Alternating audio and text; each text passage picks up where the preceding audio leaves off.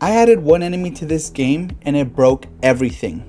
Not because the enemy was too strong, but because my towers couldn't even see it. Last episode we built something that actually worked.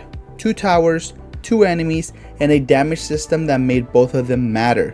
But a working prototype isn't a hard game. There was nothing in it that made me stop and think. So this episode I added one enemy that my entire defense was blind to. And fixing that turned into the most interesting design problem this series had so far. Here's how it went. Before I show you the build, I want to talk about the trap I was trying to avoid. The easy version of this problem is what game designers call a lock and key. You add a flying enemy, you add a tower that shoots flying enemies. Problem solved. The player buys a tower, the enemy dies, nobody had to think. That's not a decision. That's a puzzle with one answer. A real decision has cost. You pick one thing and you give something up. You don't always know if you picked right until 3 waves later when everything falls apart. So the question I was designing around wasn't what beats a flying enemy, it was what does beating a flying enemy cost you? Because if the answer is nothing, there's no game. That's a design problem this episode is built around. And it's harder to solve than it sounds. Let's get into it. The new enemy is called Hollow. It travels the same path as everything else.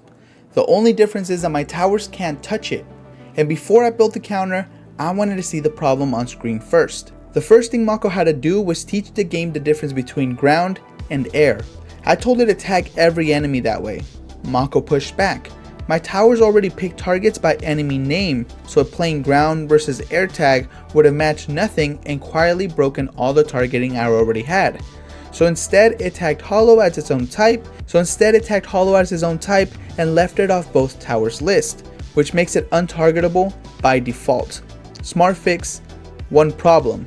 Makko got so focused on that fix that it forgot to actually build Hollow. So then I hit play. No cyan squares, no Hollow anywhere on the map.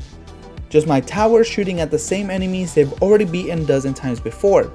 So I went back in, asked Makko to check what it had already built, and the answer was the type existed, the enemy did not. Second prompt. This time it built the full thing, HP, speed, reward, placeholder. 5 Hollows spawning at the start of wave 1 as a test. I hit play again, and this time they showed up. Pale cyan squares, moving down the path, right past Flamey, right past Surge, straight into the anchor. My towers didn't even flinch. Full defense, 0 response. That's the moment I wanted to see on screen. Not because it shows anything impressive, but because it shows the problem clearly. My game is blind to something. Now, I have to fix it. The counter tower is called Gust. Air targets only, it cannot touch Dread, it cannot touch Swarm. So every bit of gold that you spend on Gust is every bit of gold that you decide not protecting the ground. And that's the trade-off built into the definition. It's not a balanced decision we made later, it's something that we decided before we ever made the first prompt. Building Gust was straightforward. One prompt, clean results. The targeting filter worked exactly as designed. Gust ignored ground enemies completely and locked onto Hollow the moment it entered range. Then I hit play and watched Gust projectile chase a Hollow across the entire map without connecting. The projectile was too slow. Hollow was faster. One prompt to fix it, projectile speed matched the cell size, and it connected cleanly after that. But then a tuning problem. Gust was having an easy time getting rid of the Hollows. It never actually felt threatening, which is a problem because this is the brand new enemy we just added to the game. If a player can add one tower and be done with it, we haven't really created a challenge. So I had to make a call. In order to make Hollow matter, I changed the HP from 60 to 120. And that's what exposed the next problem. At 120 HP, Gust needed 6 shots to kill a Hollow. But this map is short. With Gust range, I could only land 3 shots before a Hollow walked out of reach, so it never died. The fix was fire rate. First pass, 1.2 seconds down to 0.6, still not fast enough. Second pass, down to 0.3 seconds. That worked. Gust could finally finish the Hollow inside its range, but only just. That margin is intentional.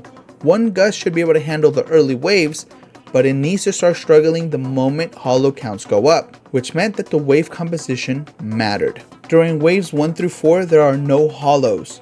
From waves 5 through 8, there are 2 per wave. which one Gust should be able to handle just fine. Waves 9 through 14, we up that number to 4 per wave. Now the Gust starts having a little bit of issues, and the player needs to make a decision of how to spend their gold in order to deal with the problem. By wave 15, all the way through 20, there are 6 hollows per wave on top of the Dread and on top of the Swarm. Now the player must make decisions as to what to prioritize in order to defend the anchor. That's the reason that this curve exists, in order to make the player make decisions at very specific moments. All the early waves felt tight.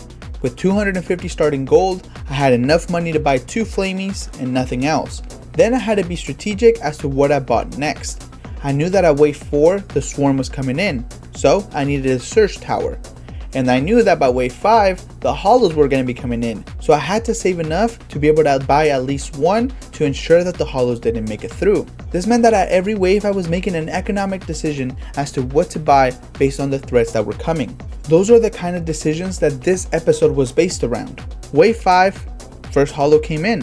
1 Gust, 2 hollows, handled with room to spare. The bet that we made paid off. Wave 6 through 10 is where the game started asking harder questions. Ground pressure was building, hollow counts were climbing, and every purchase came down to the same thing. Do I have enough gold to cover what's coming next wave, or am I going to be short when it matters? My gold was always just enough, never comfortable, and one bad purchase would have ended it. But after wave 11, the pressure stopped. It felt like I had figured out the problem and had enough money and enough towers for whatever else was coming. Now I'm not going to sit here and tell you that's a bug I fixed, because that's just the honest ceiling of what 3 towers and 3 enemies can get you. You get to a point where the system has run out of questions to ask. So what did we actually build this episode?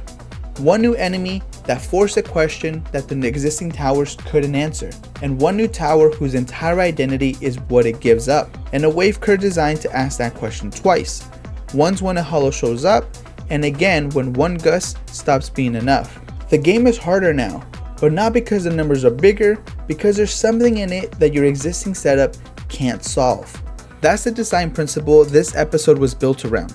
Real difficulty doesn't come from more HP or more enemies, it comes from a question the player hasn't had to answer before. The moment you spend that gold on a Gust, knowing it can't touch the ground, you're making a bet, and bets are interesting. Numbers are not. The game going flat isn't a problem, it's information. 3 towers and 3 enemies have a ceiling, and we just found it. 1 new enemy, 1 new tower, 1 new question. That's the only rule this series runs on. Next episode, we're going to be asking more questions that our current board cannot answer. And that's the beauty of game design. If you want to see how that goes, subscribe so you don't miss out. And if you haven't yet, Makko is free to try at makko.ai. If you're building something with it, tell us what it is in the comments, and we'll see you next time.